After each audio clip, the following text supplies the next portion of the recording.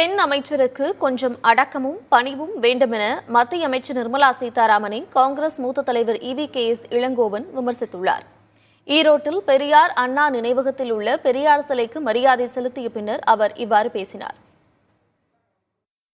But இருந்தாலும் ஒரு அமைச்சராக இருக்கின்றவருக்கு கொஞ்சம், அதுவும் பெண் அமைச்சர் என்று சொல்லும்போது கொஞ்சம் அடக்கம் வேண்டும், ஒரு பணிவு வேண்டும்.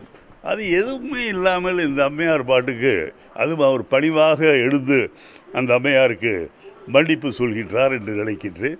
மூஞ்சியில் எந்த விதமான ஒரு உணர்வும் இல்லாமல் அந்த அம்மையார் அப்படியே கல்லை போல உட்கார்ந்து கொண்டிருக்கின்றார். ஆகவே மனிதர்களை மதிக்கக்கூடிய அந்த மனித தன்மை நிர்மலா சீதாராமனிடம் இல்லை என்பதைத்தான் இது காட்டுகின்றது.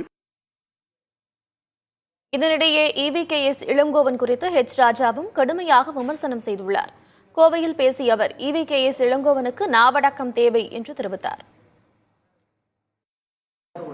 நான் சொல்றேன், EVKS இளங்கோவன் என்னை விட 15 வயசு கூடினவர்.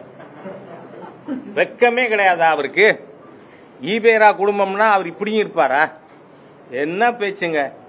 Is minimum. Yes, I am running 67. What is age of EVKS Elangovan? பையன் இறந்ததுனால அந்த இடத்துல வந்து காலாவதியானவர் திருப்பியும் வந்து MLA ஆகியிருக்கார்.